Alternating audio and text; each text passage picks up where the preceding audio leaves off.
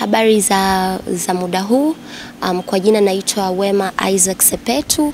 Mimi ni msanii wa filamu Tanzania, lakini pia ni mkurugenzi wa taasisi ya Wema wa Mama. Leo tarehe 22 nimefika hapa ofisi za bodi ya filamu na nimeitikia wito. Waliniita kwa ajili ya kufanya mazungumzo, na naweza kusema kwamba kikao hiki hakikuwa cha kisheria kama nilivyoambiwa na viongozi wangu, lakini kilikuwa ni kikao cha kukumbushana na kuambizana yale ambayo yako mema, na nimeyasikia, na mimi kama mimi nakiri kwamba nilifanya makosa, na like they say, kufanya makosa sio kosa, kurudia kosa ni kosa.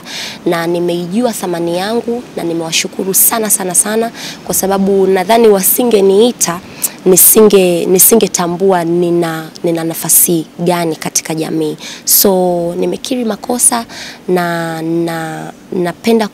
napenda kutangaza rasmi kwamba kile ambacho kimetokea hakiwezi kujirudia tena, na napenda pia kutoa ari kwa watu wote ambao wananiangalia mimi kama kioo cha jamii, basi waweze kuwa wako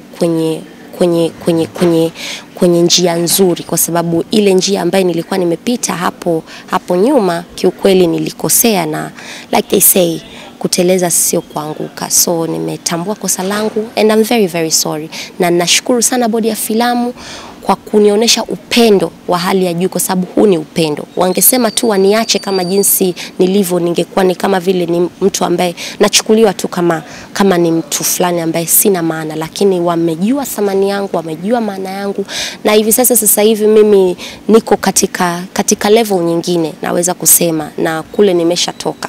So uko nimepaacha, and I'm very sorry kwa wale ambao nimewakwaza kwa namna moja au nyingine, and I'm turning into a new leaf. Asanteni sana.